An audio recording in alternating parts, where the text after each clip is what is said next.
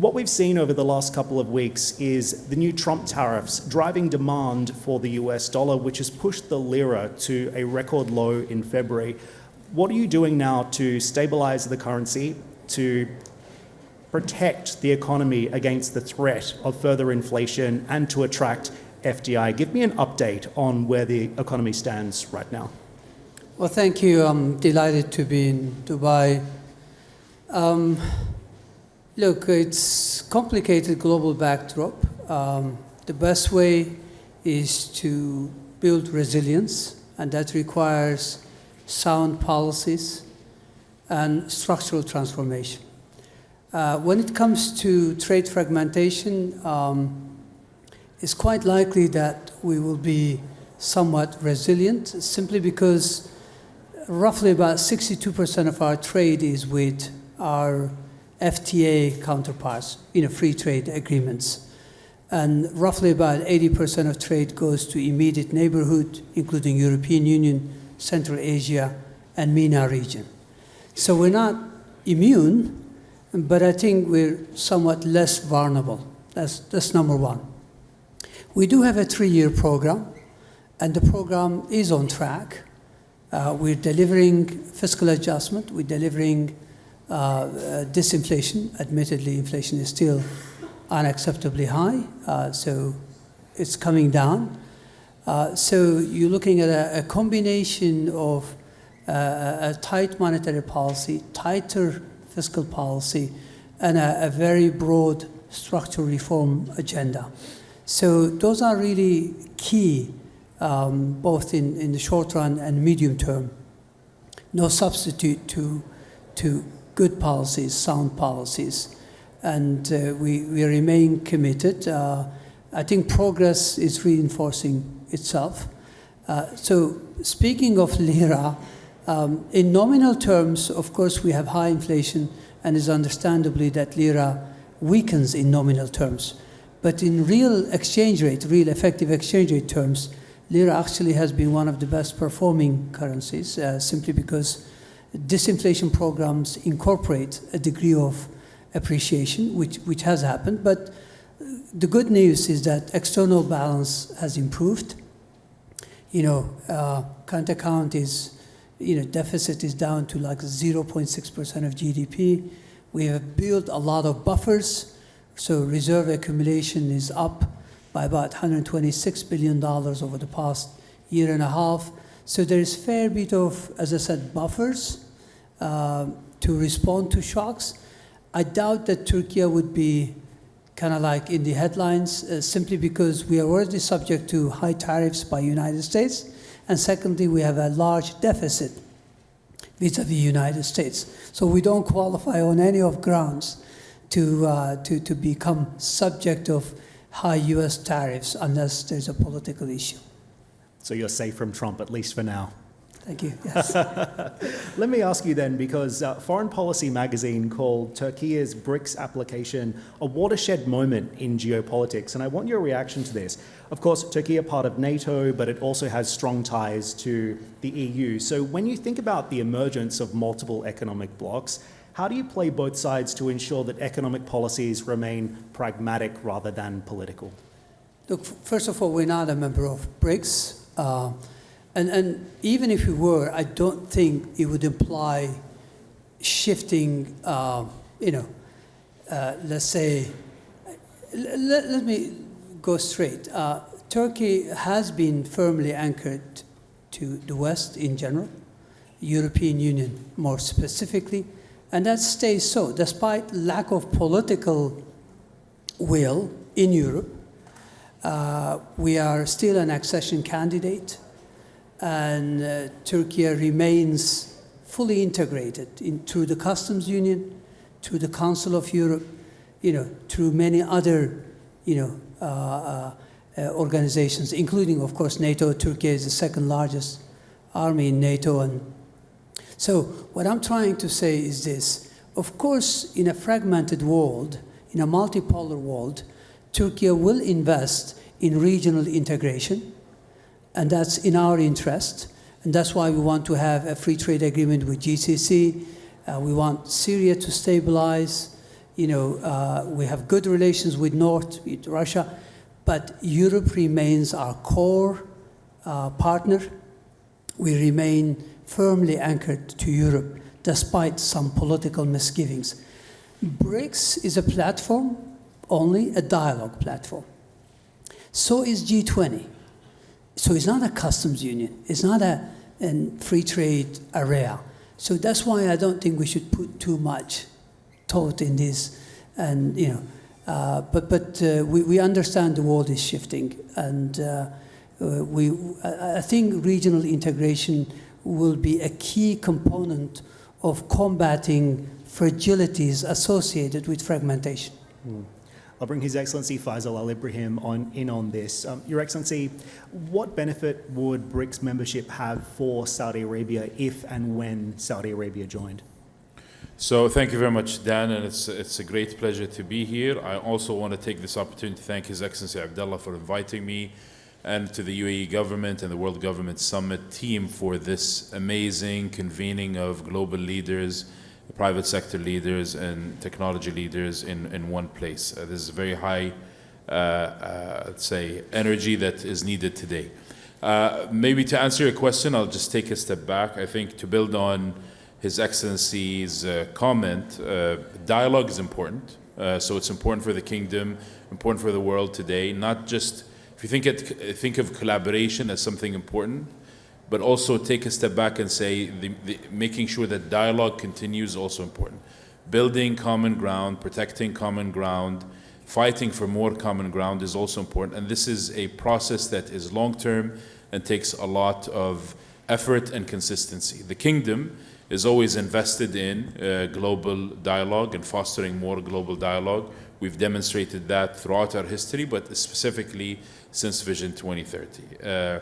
Blocs are a means to an end. They're not an end in of themselves. So it's important to think of economic blocs as opportunities for us to improve stability. Stability comes from regional proximity, geographic proximity, but also cultural ties, regulatory alignment, and many other things that are important. The outcome is deeper markets, more integrated markets. In the case of the GCC, we're looking at a common market, customs union, and to be very transparent, we were looking at currency union, but effectively, because of our collective peg, we are, more or less pegged to the dollar, and we are, because of that, we have some sort of a union. So we're actually taking a step back and revisiting what does the Gulf economic unity or Gulf economic integration look like, and what should it look like. And we're having very open, transparent discussions, all 6 countries, about trade policy and many other topics. Vis-a-vis BRICS, again, the kingdom has been invited. Similar to any multilateral platform that the kingdom is invited to, we go through a rigorous process of evaluating the pros and cons of such decision, and we're still in that process. But we're always committed to more global dialogue and fostering that global dialogue for the outcomes that we all seek. So undermining the petrodollar system, if that was a BRICS intent, wouldn't serve Saudi Arabia's best interests at this point? Look, I think regardless of where certain positions are on certain topics, continuing the dialogue, even if there is difference of opinion, even if there is no change in the kingdom's policy visa, one topic or another, and that's very clear and has been made clear a lot before, that doesn't mean we can't engage, we can't dialogue, we can't discuss and continue sharing what we believe is our perception of the world and what we believe is needed for the world to address global challenges. I think there's 2 things that are important in terms of what we need to continue moving forward. First of all, hyper-globalization is fading. You said it, protectionism is increasing. Trade disruptions, we don't want to say specifically trade wars, trade disruptions are increasing. This means that companies and countries are now solving for more stability, not necessarily for efficiency, which is something we used to see during hyperinflation days from the 70s.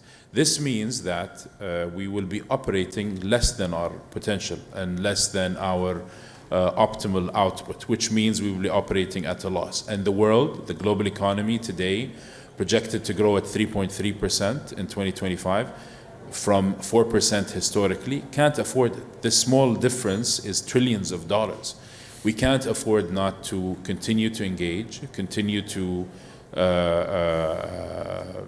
address the fragmentation that could happen. And we do this through two things, in our view.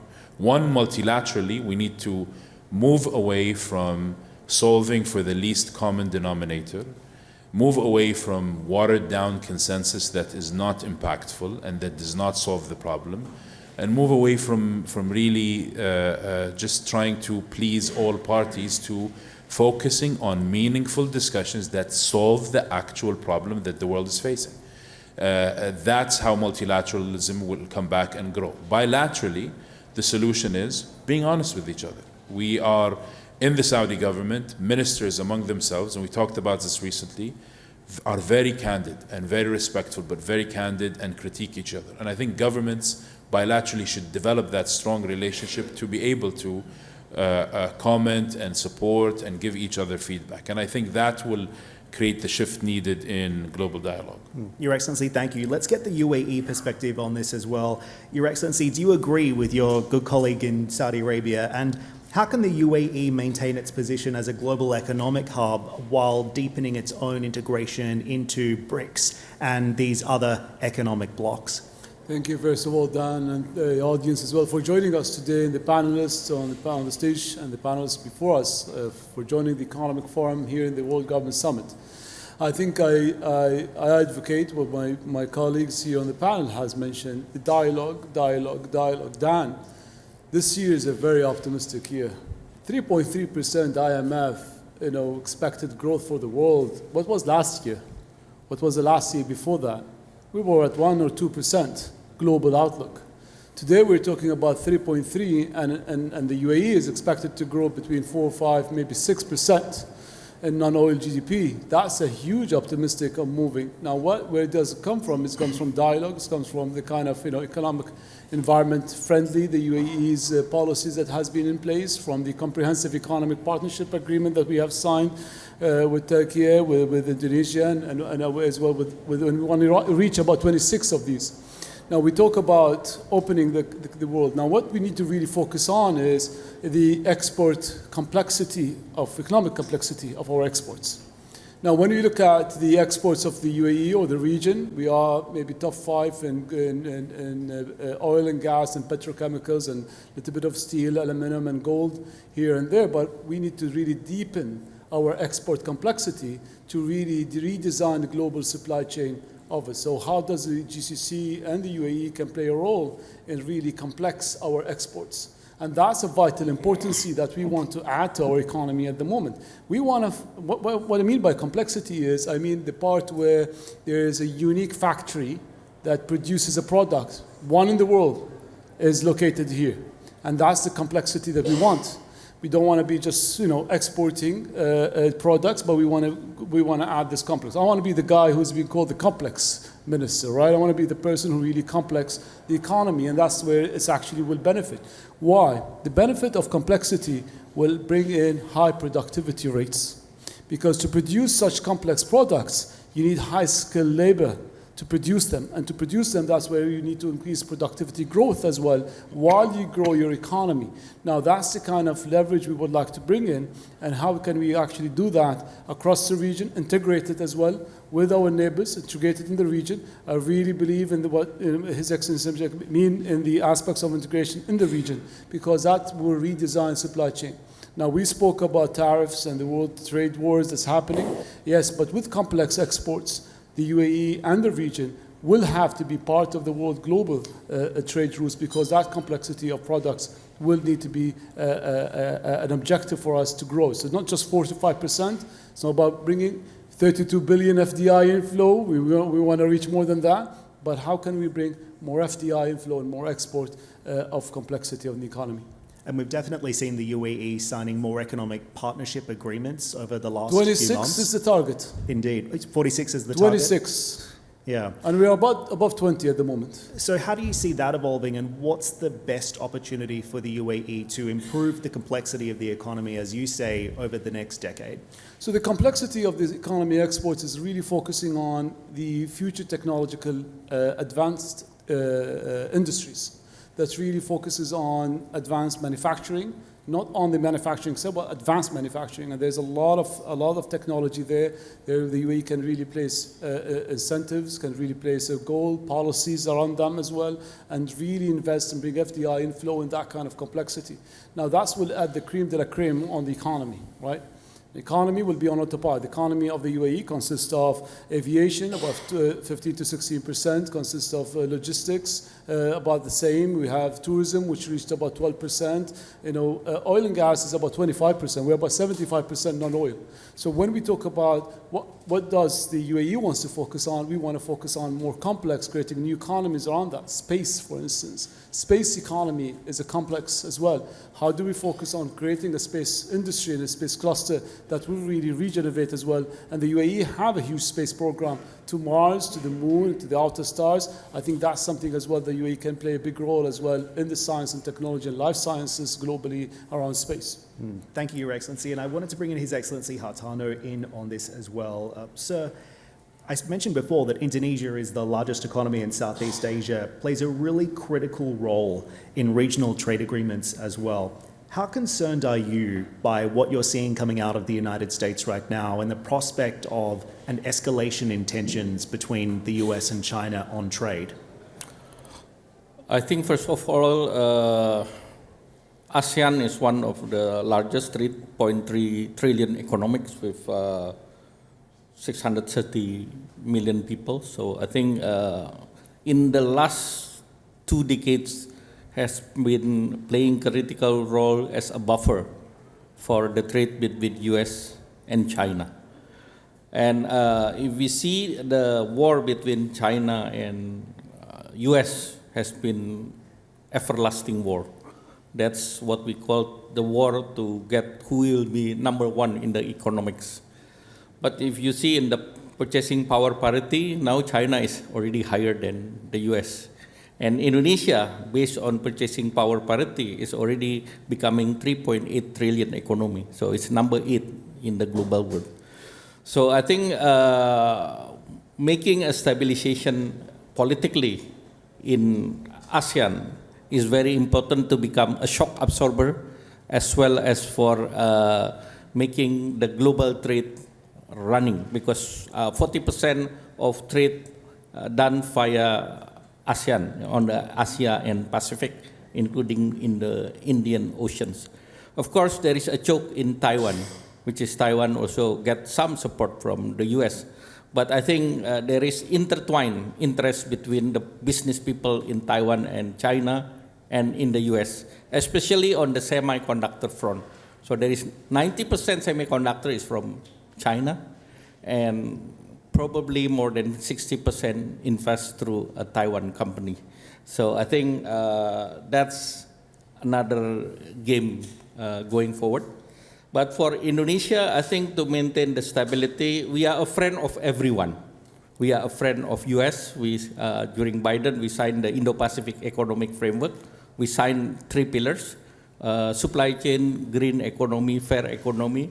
And we are on the process of accession to the OECD with the Western world as well, Latin America. We are in discussion with GCC. Thank you for Minister Abdullah to invite me in this forum. And I think Indonesia will bring the GCC bigger, because with currently 280 million people plus GCC 50, then 2 trillion economy plus Indonesian economy 1.3 trillion. There is many things that we can work together, especially on the critical mineral front. That is, or the high-end technology that we need the access of expert that we find a lot of potential in the Gulf, in the UAE, in Saudi, in Bahrain. So I think if we can work together, we can monitor the new energy going forward with the collaboration of our countries. Indeed, and Indonesia has such rich cultural, economic, even religious ties to Right. this region. So how do you see the relationship with the GCC evolving into the future, and what would success look like from a trade and investment partnership perspective? I think it's clear the GCC is financial hub globally, and I think this is something that Indonesia would like to tap the resources from.